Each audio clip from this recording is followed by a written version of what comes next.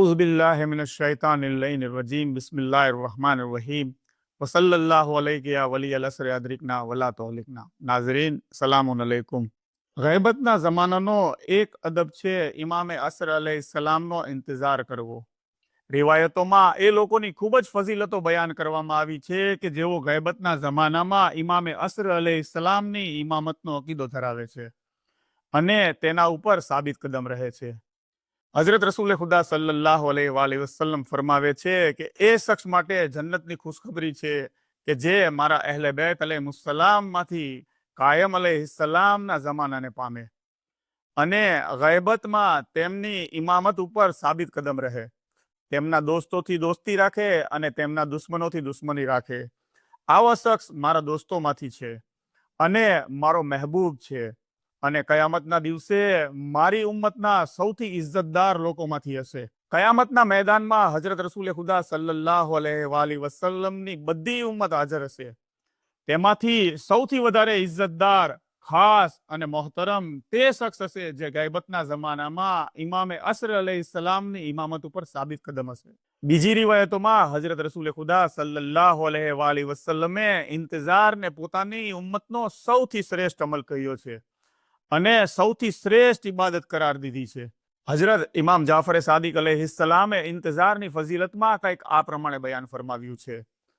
શું હું તમને એ વસ્તુના બારામાં જણાવું કે જેના વગર ખુદાની બારગાહમાં બંદાઓના કોઈ અમલ કબૂલ કરવામાં નહીં આવે? તે એ છે કે એમ ગવાહી આપવી કે ખુદા સિવાય બીજો કોઈ માબૂદ નથી તથા હજરત રસૂલ ખુદા સલ્લલ્લાહુ અલૈહિ વસલ્લમ તેમના બંદા અને રસૂલ છે। ખુદાના તમામ અહેકામ ઉપર ઈમાન રાખવું, અમારી વિલાયતનો ઇકરાર કરવો અને અમારા કાયમ અલૈહિસ્સલામનો ઇંતજાર કરવો। ઇંતજારની ફઝીલતમાં અસંખ્ય રિવાયતો જોવા મળે છે। તે બધી રિવાયતો સ્પષ્ટપણે દર્શાવે છે કે ઇંતજારની આટલી બધી ફઝીલત છે। તે નકારાત્મક ઇંતજાર નથી। ઇંતજાર એક સતત સફર છે, તે મકસદ અને હેતુની તરફ કે જે હઝરતે વલી અસર અલૈહિસ્સલામના પૂર નૂર ઝુહુર પછી અમલમાં આવશે। આ ઇંતજાર રહેબર અને ઇમામનો ઇંતજાર છે। તે તમામ અંબિયા, મુરસલીન, ઔલિયા, ઔસિયા, શહીદો અને સાલેહીન બધા જના મકસદને સંપૂર્ણ રીતે લાગુ કરી દેશે। જેમના ઝહૂરના જમાનામાં ખુદાવંદે આલમનો દીન તેના બધા જ પાસાઓને સાથે અમલી હશે। ખુદ ઇમામ અલૈહિસ્સલામની જિંદગી અત્યંત સાદી હશે પરંતુ દુનિયા તેની નેમતોથી માલામાલ હશે।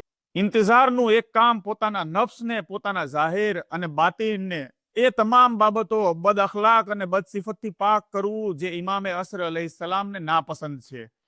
તે જ રીતે તે તમામ બાબતો, અખલાક અને સિફતોથી પોતાની જાતને સુસજ્જ કરવી જે તેમના ખિદમત ગુજારોમાં સામેલ થવા માટે લાઝિમ અને જરૂરી છે। ઇંતજારની ખૂબ જ ફઝીલત છે।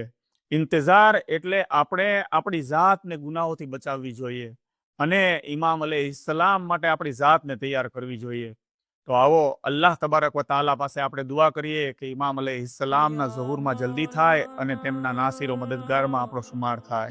અલ્લાહુમ્મા સલ્લી અલા મુહમ્મદ વ આલે મુહમ્મદ વ અજ્જિલ الغوث الغوث الغوث أدركني أدركني أدركني